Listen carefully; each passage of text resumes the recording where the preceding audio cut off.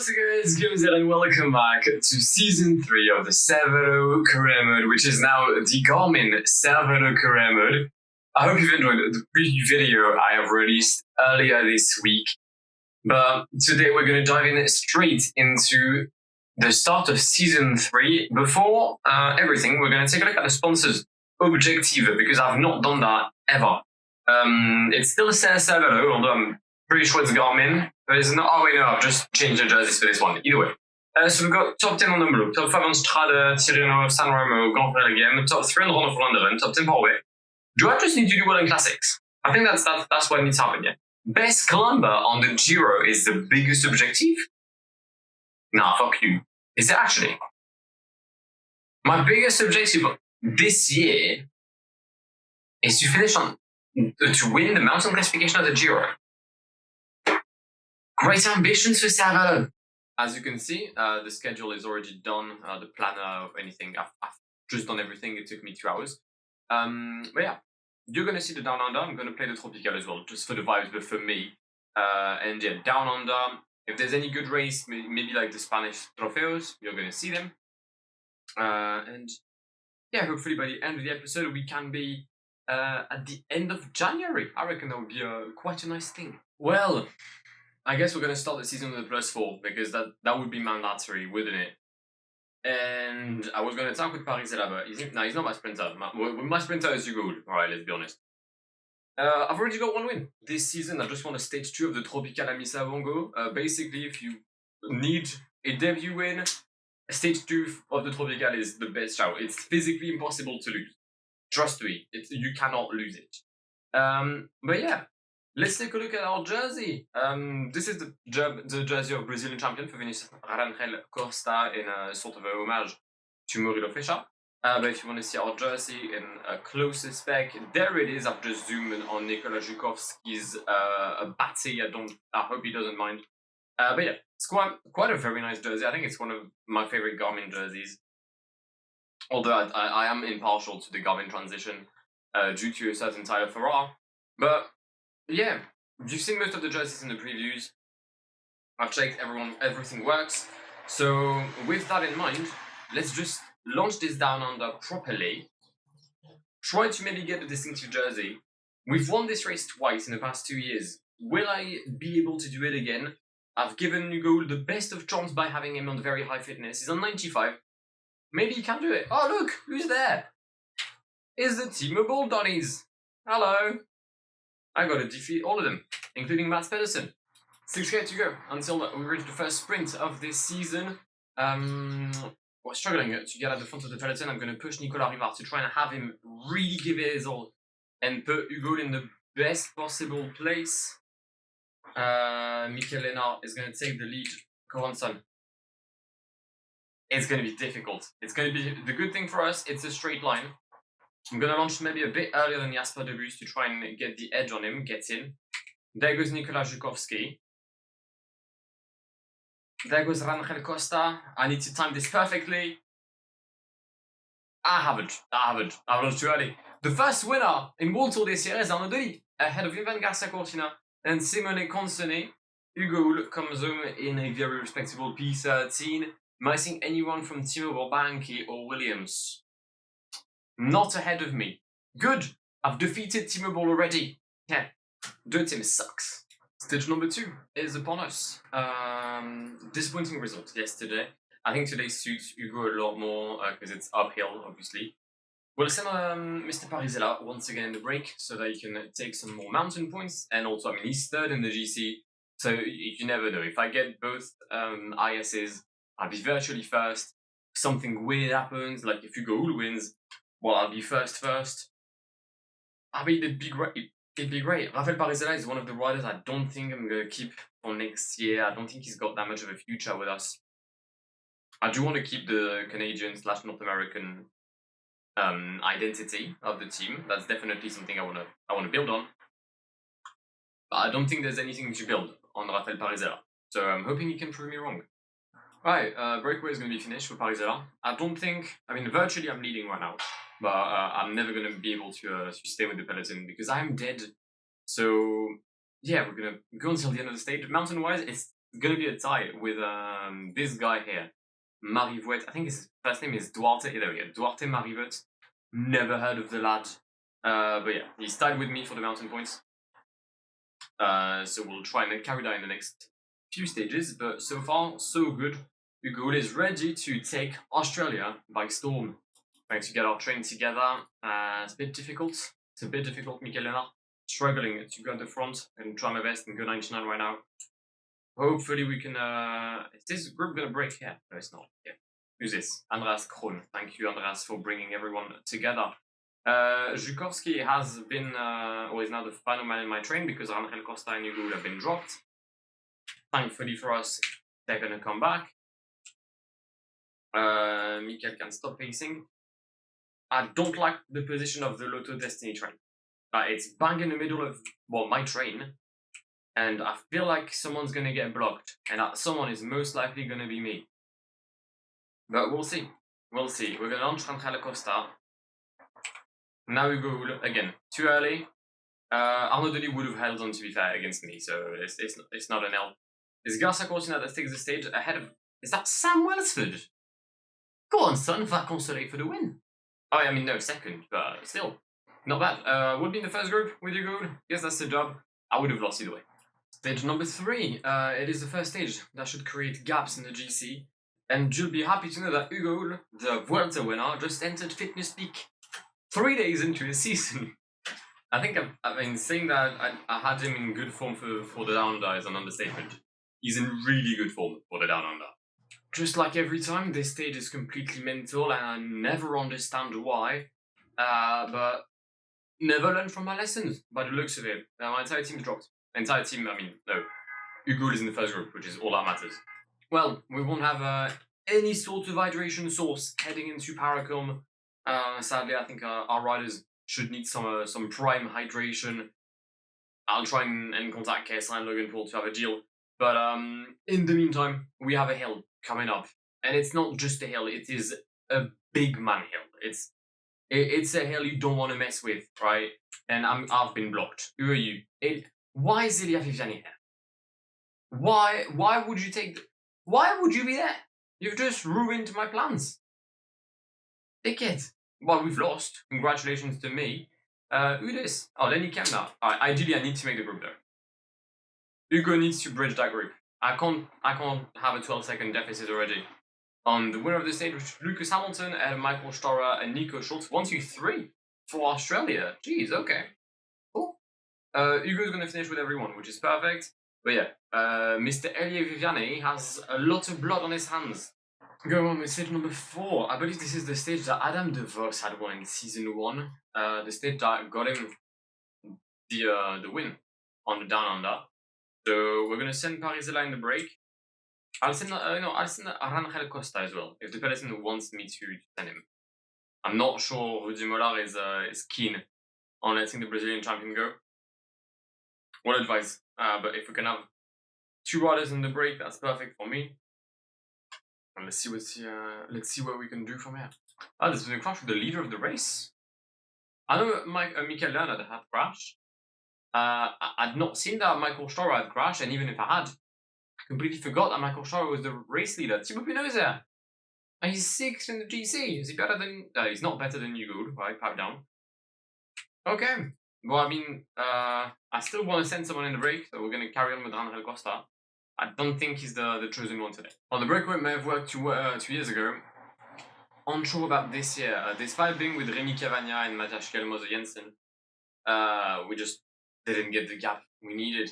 130 to the peloton, 40k until the end. Yeah, I struggle to see a world where we make it. Someone else that doesn't make it is Mikel Leonard, who's in last place. Gets in. Who's that? Jay Vine! Although Williams Martini and Garmin Cervélo reunited. Isn't that lovely? Great job today by Vinicius. Even after being caught by the peloton, he carried on and worked for Mauro Schmidt and Hugo. There's one thing that really bothers me in this peloton right now, and that's visually, I get Lotto Destiny and Teamable confused. And I don't really know how to change that, because I'm not changing any of the 2 teams or their jerseys. So I guess my eyes will have to be used to it. Can you stop moving left and right to cover my moves? You can't move twice into the braking zone. Jesus. Let's try to get Nicolas Rivard through a gap. I mean, if you no longer go for a gap, you're no longer a cyclist. Said someone. God, it's going to be a horrendous sprint again for us. Yeah, the sprinting on this race so far from me has been very bad. It has to be said. It's a win for Brian Coquard, who gets a World Tour win. Gets in. It's EF though. I mean, an American team has defeated me in the World Tour already. Not great. P9 for Hugo.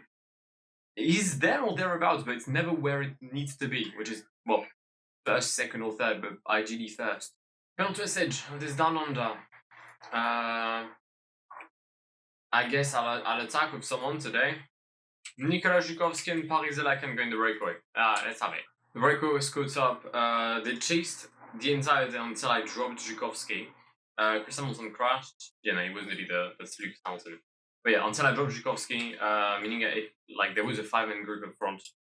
But yeah, the peloton did not let them go, just like they did with Adam De Vos. It was this stage, by the way, Adam De Vos. It wasn't the previous one. I was mistaken. Oh god, Miles Colson, or maybe, no, I'm gonna guess, it is Miles Colson because it's FDJ. Well, it's Peugeot Red Bull, which is FDJ. With an impressive lead out, has to be said. Hugo has dropped position in the corner because he can't turn. And the win today is for Jacob Stewart, by the looks of it, unless he's gonna get jumped by Eric Bashka. Great. So Eric Bashka wins a World Tour stage. Good. It's not a +5 for Hugo. It's a +3 nonetheless. That does give him an 80 mountain, 80 hills. 85 stamina, 85 resistance. Yep, yeah, you do it. En Vuelta Hugo Hulizer. Okay, well, Wollonga Hill. It's not the most difficult of climbs. Then again, in this difficulty, I think I'm going to struggle even on flat terrain. I mean, it's been the case. Then again, I've been trying to sprint with Hugo. He's not the best of sprinters. Actually, he's probably one of the worst. But we just won La Tropicale Misa Bongo with my second team through Alex Vogel. Hopefully, Hugo can bring us a second GC in the same day. We are in the first Wollonga Hill. 25k to go. 1 minute is the lead for the breakaway.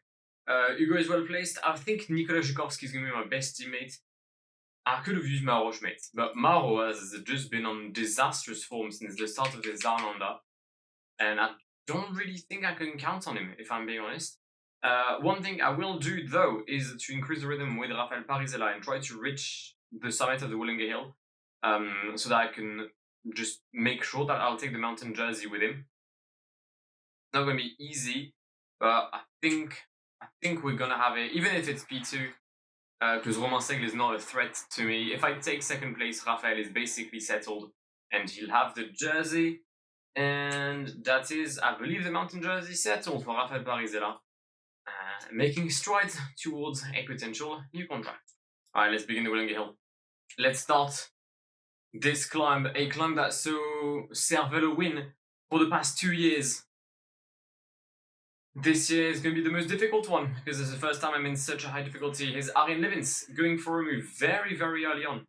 But Mikel Leonard bringing him back. Cool. Nicolas Rivard is going to switch protection. Love that. Zhukovsky is still here. Tell you what, we have a bit of a gap here. Who this? Bentana? Ben Solid. Versus Hugo. Hugo holding on right now. I think I can keep a steady rhythm. I think I'm fine. I'm going to launch now. Get the bonus seconds. Zhukovsky is going to come in third, which is lovely for him. But Hugo wins the Wollonga Hill for the 3rd year in a row and wins the Santos Tour Down Under. Gets in there. Mondo, boys. And Zhukovsky, by getting third, prevents Schultz from getting third, and therefore prevents him from winning. It's becoming a tradition. The opening World Tour race of the season is always won by Garmin Cervélo. Hugo wrapped up this season last year by winning La Vuelta. He now wins it. He's now started by winning the Down Under. He won't be at La Vuelta this year. He'll be at the Tour de France as a support rider, not as the GC leader, alright? So we'll see how it goes. But he's going to win the Down Under. Rafael Parisella wins the mountain classification as well. Garcia Cortina wins the points. The best young rider is probably Ben Tarlet, indeed, ahead of Keanu Utebrooks and Mark Donovan. The best team is Garmin Cervélo for 5 seconds ahead of Pontas. Perfect. All right, we're now going to head to Spain. One thing I haven't mentioned, my leaders for the Grand Tours this year. Michael Woods will lead the team on the Giro, trying to do what Ryder Hesjedal had done 10 years ago, or at least 12 years ago in the Save. When it comes to the Tour de France, it's going to be a lead of Brandon McNulty, Lenny Martinez, and Luis Mencius. And for the Vuelta, it is going to be Kevin Vermarke, I believe, and mostly Sean Quinn.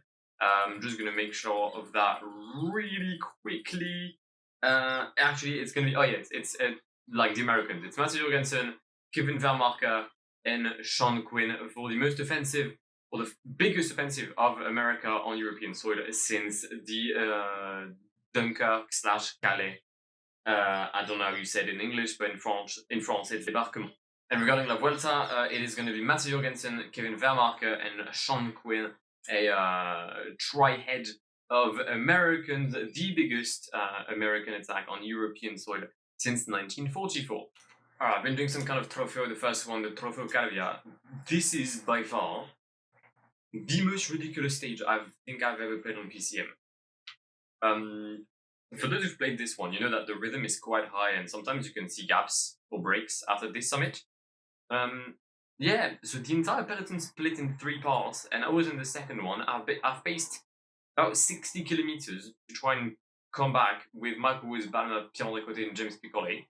It worked, and as soon as I came back, I got attacked, and now it's a 14-man group, somehow fighting for the win. And I've got Joël Suter, who progressed as well, by the way. I do not know what happened there. But it's cool though, really cool. I'm gonna stop being surprised by anything. I'm gonna follow Michal Kwiatkowski at this point because I've had enough. Pacing 99 just to come back, or attacking just to come back. That's something I never do usually. I never attack in PCM. Oh, for fuck's sake, we've let Enric Mas go, haven't we? Can I follow Kwiatkowski? Michal, if you want to win, mate, it's on you. You're a former world champion. I'm not even a Swiss champion. So at this point, it's up to you, brother. He's not going to sprint in it. He's not going to sprint. All right, well, Enric Mas is probably going to win in Palmanova because Michal Kwiatkowski is a bell end. Yeah, congratulations to Enric. Nope, he's choked. Oh, Enric Mas. Oh, Enric Mas. Enric Mas, fuck me. Well, I've lost to Kwiatkowski won somehow, despite me launching earlier than him. But Enric Mas, you've got blood on your hands, mate. If Aubert gets relegated, it's on you. On the second Trofeo, we've got an interesting finish here. 7k to go. Michael Woods and Joël Suter well placed. I think I'm the best sprinter in the group. There's some fast guys. There's Aleix Arambo who's there. 80 hills? Oh, come on. Come on, that's a bit of a stretch now, isn't it?